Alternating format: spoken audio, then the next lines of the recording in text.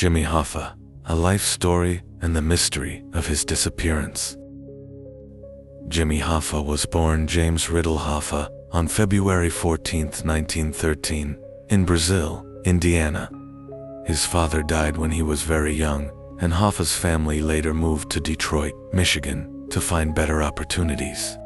From a young age, Jimmy saw firsthand the struggles of working-class families. He took on various jobs to help support his mother and siblings. Even as a teenager, Hoffa had a natural gift for organizing people. He was known for rallying co-workers to stand up for better wages and conditions. His first foray into labor activism came in the 1930s, when he helped organize workers in a grocery chain. It didn't take long for people to notice his talent for negotiation and leadership. Hoffa joined the International Brotherhood of Teamsters, a powerful union that represented truck drivers and other transportation workers. His leadership skills soon propelled him up the organization's ranks. By the 1950s, he was a key figure in the union and became its national president in 1957. Under Hoffa's guidance, the Teamsters grew rapidly. He fought for higher pay, better job security, and improved working conditions.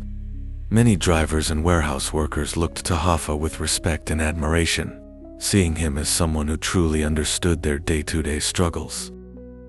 However, with this rapid growth and increased power, Hoffa also drew the attention of government officials.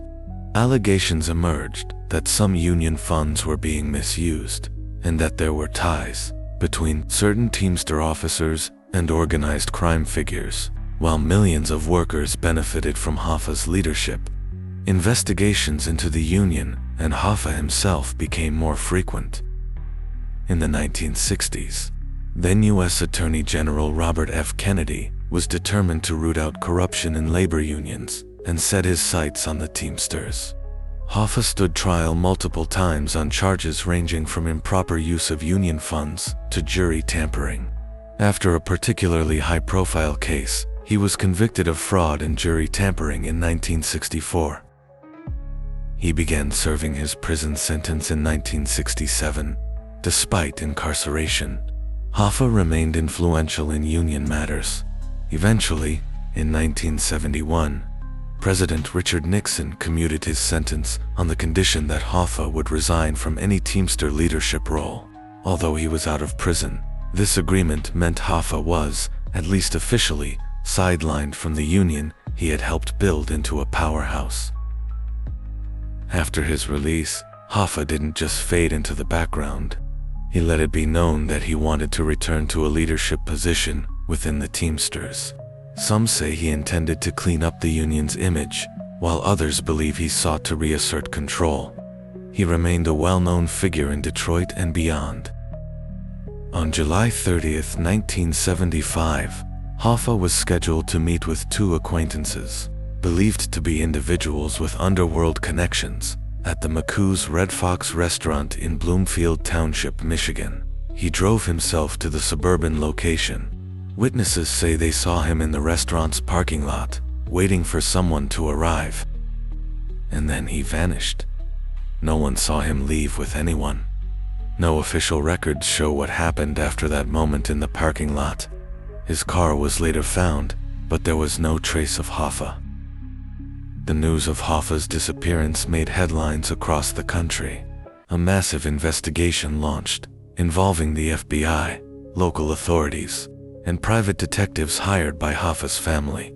In the early days, there were frantic phone calls, interviews with associates, and searches of various sites around Detroit. Over the decades, numerous theories have surfaced. Organized crime involvement. Some believe individuals linked to organized crime felt threatened by Hoffa's plans to regain power and orchestrated his disappearance. Union rivalries. Others speculate that internal union conflicts or rival labor leaders could have played a part. Hoffa's own deals gone wrong. Another theory suggests he might have been involved in arrangements that turned dangerous or volatile. Despite many leads, investigations, and even ground searches, including some using advanced technology decades later, Hoffa was never found. In 1982, He was declared legally dead, but no conclusive evidence ever surfaced to reveal his final resting place or the precise events of that day.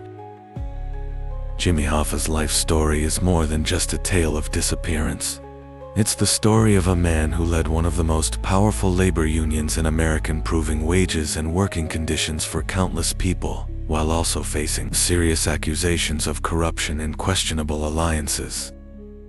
His disappearance remains one of the most enduring mysteries in American history. It has inspired books, television documentaries, and movie plots. Yet the question still stands: what really happened to Jimmy Hoffa? The story of Jimmy Hoffa is a reminder of how power, ambition, and controversy can collide. He was a dedicated advocate for workers, a formidable negotiator, and an influential figure in the labor movement. At the same time, he was dogged by corruption allegations, served time in prison, and was surrounded by rumors of mob connections. His mysterious disappearance in 1975 stands as one of the most famous cold cases in the United States, one that may never be completely solved. Whether viewed as a hero to the working class or a figure of controversy, Jimmy Hoffa's life remains a compelling saga of 20th century America, and his vanishing act ensures that his name will be remembered, debated, and investigated for years to come. That's it for today. If you liked this, hit subscribe, drop a like, and let me know what you think in the comments.